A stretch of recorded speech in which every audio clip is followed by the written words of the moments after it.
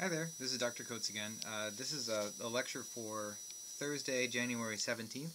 I've entitled it Introduction to Poetry on the Module 1 schedule. I want to make sure that I've got enough brightness on this video. Sorry. And yeah, I guess this is kind of a busy sweater now that I'm looking at it. But anyway, so bear with me. I've got a lot to cover today, but I want to make sure that you rest easy knowing that this is kind of an introduction to material which will be unpacked and further explicated next week on the Tuesday and Thursday, Tuesday the 22nd and Thursday the 24th. Both are going to be about poetic genres, okay? When I talk about genre, those of you who are less experienced with literary genres, it may be either entertaining or perplexing to know that there are a lot of people that spend a great deal of time and energy trying to define literary genre. For example, my wife, who teaches in the English department as well, is what we call a narratologist, or a narrative theorist, depending on what mood you're in. But these are people who spend a lot of time categorizing, cataloging, in many ways just interrogating what it means to be a narrative. Her position is actually the history of the novel, so there's a great deal for her to talk about. But when you actually sit down and try to define what a genre like narrative, or like drama, or film, for that matter, or for poetry, which is our business here, if you're trying to be as all-encompassing as possible, or if you're trying to define something which is fairly broad, like how would you define film to somebody who had never seen a film before? Right? I mean, it's kind of difficult. You would say it has to be in a cinematic medium, you know?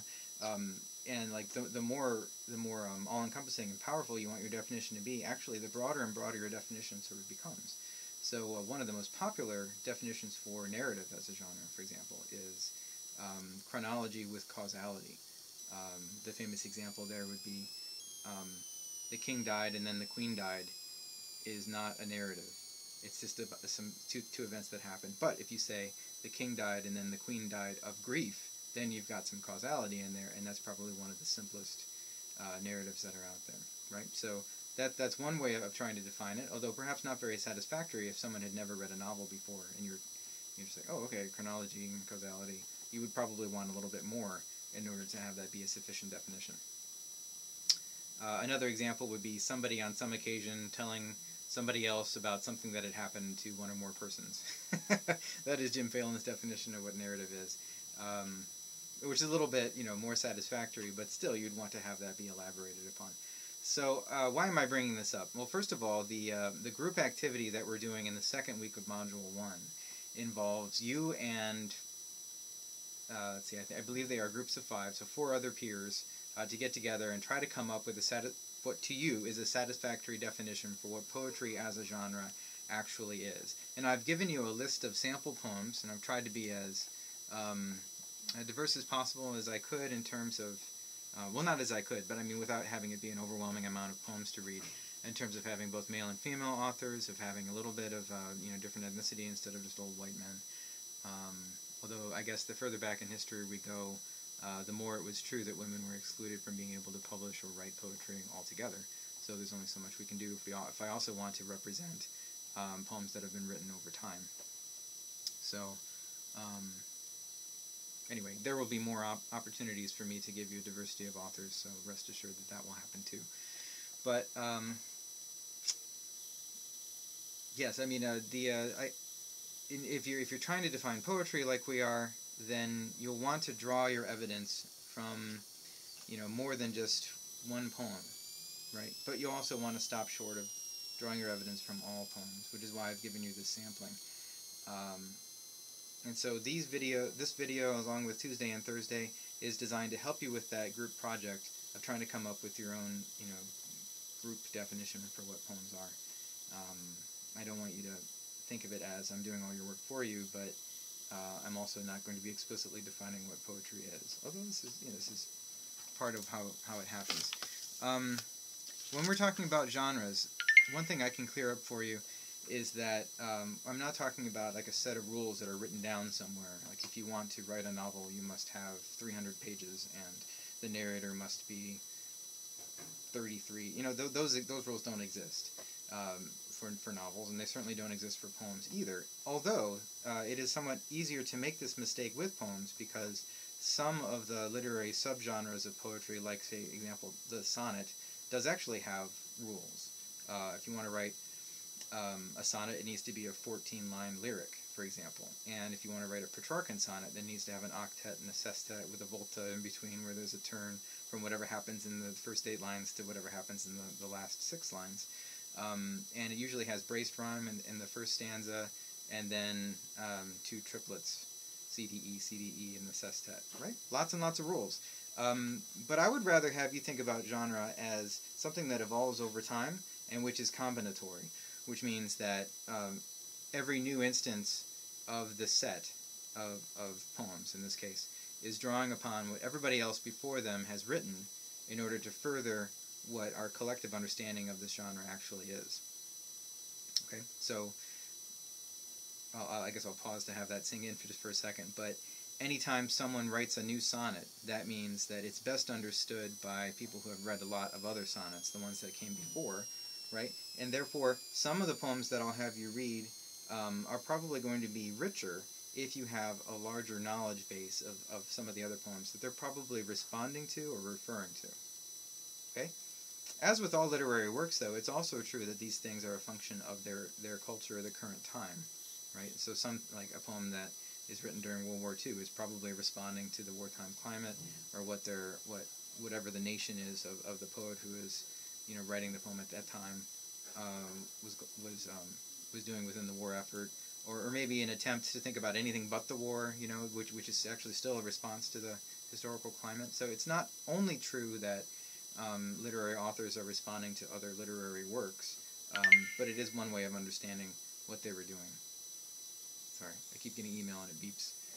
My bad.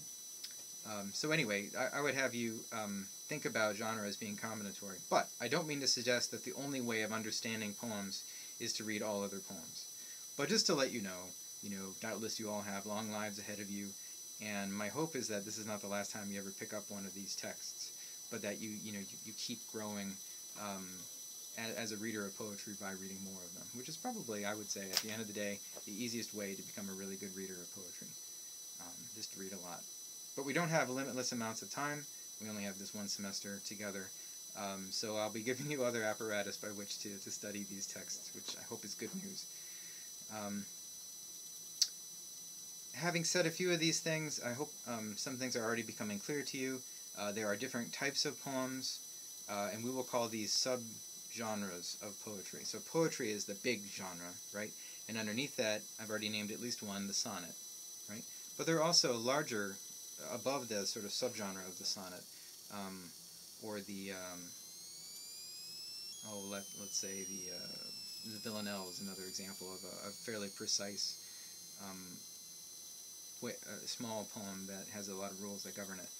But there are things that are like subcategories that are still underneath the large genre of poetry, but would govern other aspects of the subgenres that come underneath them. We call these modes. There's something called the lyric mode. If you're thinking of song lyrics, for example, that's where the name comes from. And the lyric mode is very different than the epic mode. An epic is a long poem, like the Iliad by Homer, or the Odyssey by Homer, or the Aeneid by Virgil. Right? These are poems, but they bear very little in common with what happens in a lyric, which is usually a short poem, often a love poem. One consciousness trying to say what it was like, to have this feeling in this one instant, which is different than the Odyssey, which is, a long narrative that just happens to happen in verse. It's still told by a single person, but deals with a lot of characters, a large cast of characters. And so when we're trying to define the entirety of the genre, we're going to have to, take into account a lot of different evidence. And so in order to close the door on not being able to say anything at all, that's why I gave you that smallish sample set. However, as you're reading through the poems that I've collected in the Defining the Genre folder, I would also like you to keep in mind that, hang on, what did I want you to keep in mind? I'd also like you to keep in mind the fact that, they're probably chosen for a reason, and some of them are there for provocative reasons. Like, for example, there's a sonnet in there which has the title Epic, which clearly it's doing something with the way in which he wants the reader to read what's in there and then compare it to what the reader is assumed to know about a genre, right? So hopefully I've already given you enough to be playing around with some of these concepts. As long as you understand, too, that I'm not expecting you to like be the world's best definer of poetry, right? That's one. And then two, that I expect you to use the evidence that's contained within those poems, right? Also, three, I don't expect you to be reading exhaustively and with like a really fine-toothed comb. Some of them, like for example, the Epistle to Arbuthnot by Alexander Pope, are much longer than some of the others. There's a 2-line poem called Westron Wind, which is in there too. And I'm not saying that because the Pope poem is so much longer than the 2-line poem, that you should talk about that 15 times as long as the shorter one, right? It's just there are different types of evidence, and if all you wanted to do is look at the rhyme scheme of one of these poems and then compare it to one that doesn't have a rhyme scheme, then that would be enough for me. It depends on what you want to do, and so just read these with this in the spirit of trying to come up with a descriptive definition for what you see going on in these poems. Okay? Use evidence, in other words. Right? Don't feel like you need to be absolute master of the text in order to come up with these definitions. And then, of course, use yourselves as resources. Bounce ideas off of one another within your group. Don't feel like you need to come up with a definition in isolation and then compare it with other people's and then choose the one that you like best. No. Try to write it together. This is a collaborative exercise, or at least it can be, and it should be. Okay, I will have other opportunities on Tuesday and Thursday of next week to continue this conversation, to further it. There are, I believe very strongly that there are ways of defining the genre. So even though I've given you mostly caveats and skeptical qualifications, about how anyone could be able to define a big genre like poetry, it can be done. And I put it to you that everybody learns about poetry for the first time once. So it can happen again, and you can be that teacher for other people.